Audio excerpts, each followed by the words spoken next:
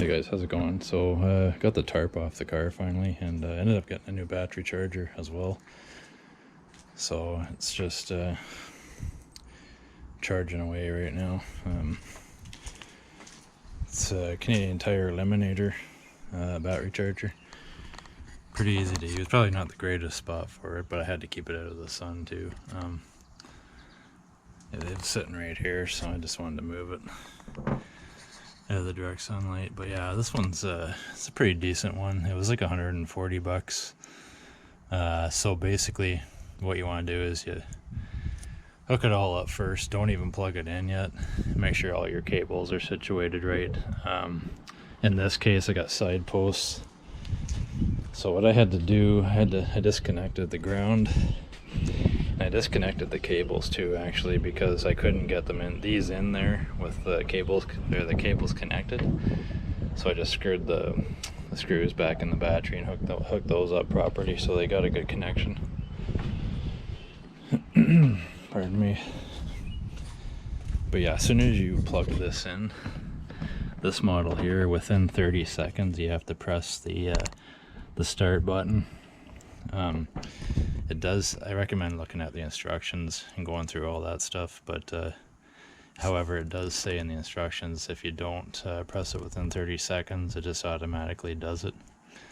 But just do it anyways. And then what you do is you select your battery type. There's normal, AGM, and gel. For car and truck batteries, I just went normal, and then it pretty much does the rest. Unfortunately, this battery sat in the car all winter, so it was totally flat, as well as my truck too, but that's all charged up now.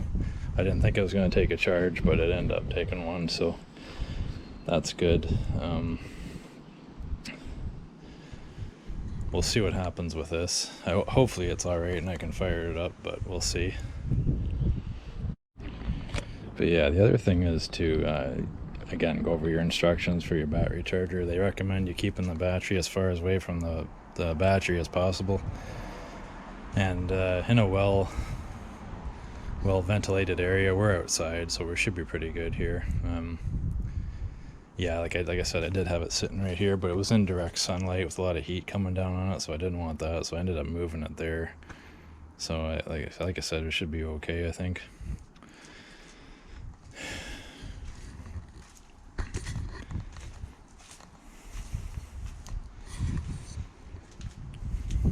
But I gotta go through this again before I start driving it. I know the oil is fine because we did that I think it was last year, so I gotta check the oil and then eventually get it over to the gas station, get some fresh gas in it, and then I gotta check the tire pressure all the way around the car, make sure the proper air pressures are in it. Unfortunately, I didn't have it up on blocks this year. I left it down on the ground. But yeah, there's probably going to be the odd flat spot in the tire just from it staying stationary for the past, well, quite some time now anyway.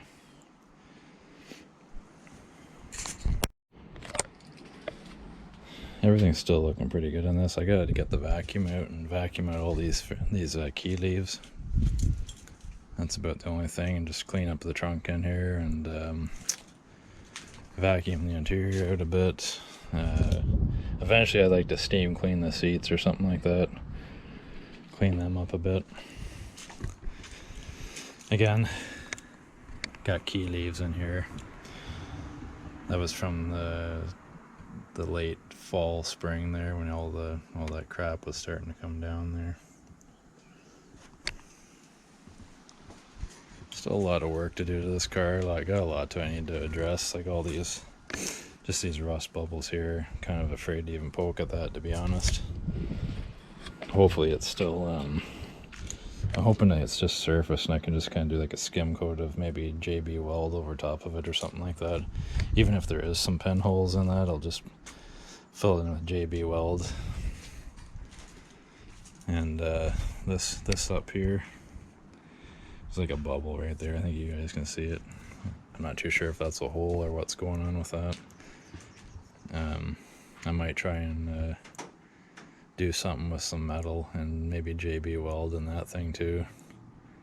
Maybe cut out a small piece and then try and glue it in with the JB weld or something like that. Sounds kind of half-assed, but you know, you do what you gotta do.